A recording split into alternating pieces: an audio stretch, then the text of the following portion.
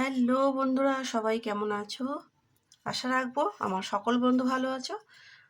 তো আমি আজকে কিছুদিন পরেই আবার আমি হাজির হয়েছি তোমাদের সামনে। তো আমি আজকে দেখাবো বেগুন বাহার। তার জন্যে বেগুন নিয়েছি, দেখো বাটিতে। এই যে বেগুনগুলোকে নুন হলুদ মাখিয়ে রেখে দিয়েছি। আর বেগুনগুলো এইভাবে ঠিক একটা ফুলের মতো কেটে নিয়েছি, যাতে ভিতরে নুন হলুদ সবটাই ঢোকে। তো দেখাচ্ছি তোমাদের। এই যে বেগুনের বোঁটাটা থাকবে, আর এই ফুলের মতন ভাজাও হবে ভালো, আর ভালোভাবে নুন হলুদটাও ঢুকবে। তো এইভাবে কেটে নিয়েছি। 4টে বেগুন নিয়েছি আমি এখানে। তো এবারে আমি কড়াই তেল দিয়ে বেগুনগুলো ভেজে নেব।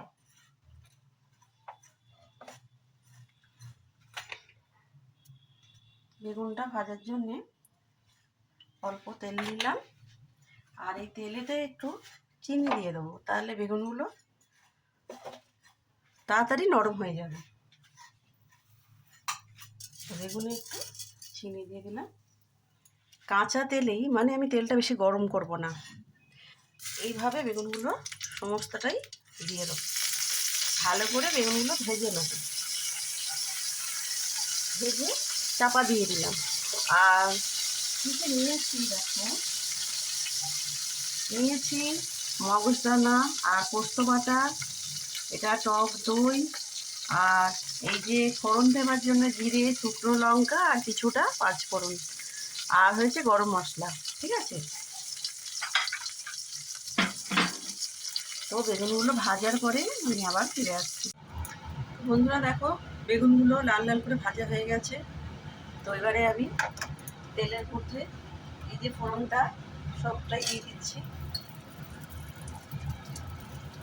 আর একটা জিনিস হলো দেখাই, সেটা হচ্ছে টমেটো কেচাপ দেবো। ফোড়নটাকে ভাজা হয়ে যায়।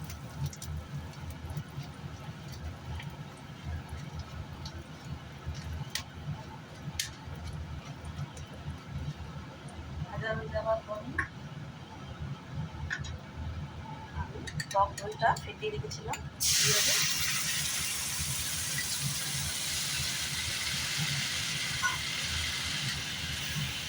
জল দিয়ে দিলাম। আর এই চামচের বাটাটা, পোস্ত বাটাটা একসাথে রেখেছিলাম, দিয়ে দিলাম।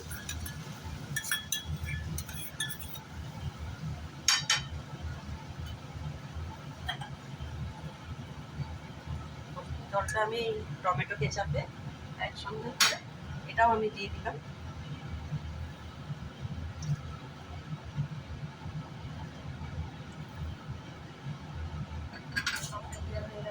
এবারে আমি দিচ্ছি চিনি, আর এই যে কসৌরি মেথি একসাথে রেখেছিলাম, এটাও আমি দিয়ে দিলাম।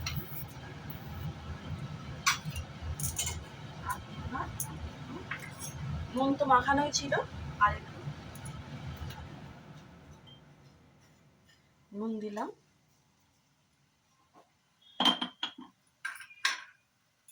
অল্প একটু হলুদ, আর আমি চারমগজ বাটা আর পোস্তর সাথে লঙ্কা বাটা দিয়ে রেখেছিলাম।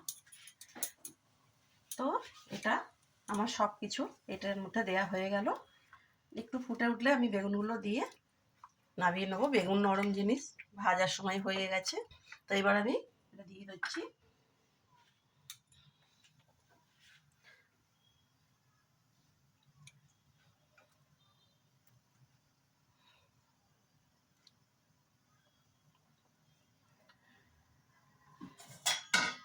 চাপা দিলাম, চাপাটা ছোট হয়ে যাচ্ছে, এটা দিই। তো একদম চটজলদি বেগুন বাহার রেডি হয়ে যাক। তোমাদের দেখাচ্ছি কেমন হলো। নামাবার সময় ওপর দিয়ে একটুখানি ঘি দিয়ে দেবো।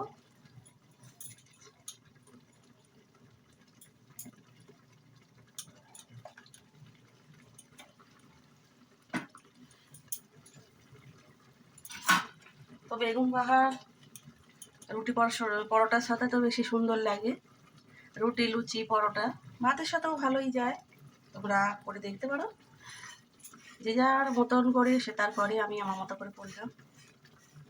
তো বেগুন বাহারটা জাস্ট অসাধারণ।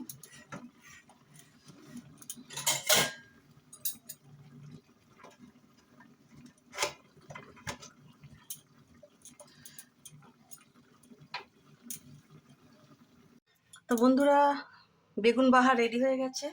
তো নাবানো হয়ে গেছে, আমি অল্প একটু ওপর থেকে ঘি ছড়িয়ে দিলাম। তো দেখো বেগুন বাহার কত সুন্দর দেখতে হয়েছে, প্রত্যেকটা বেগুন গোটা গোটা আছে। তো কেমন হয়েছে তোমরা জানিও। আর আমার যদি রান্নাটা ভালো লাগে আমার চ্যানেলটাকে সাবস্ক্রাইব করো, আমার পাশে বন্ধু হয়ে থেকো। টাটা বন্ধুরা, আবার অন্য রেসিপির সঙ্গে তোমাদের সাথে দেখা হবে। টাটা, সবাই ভালো থেকো।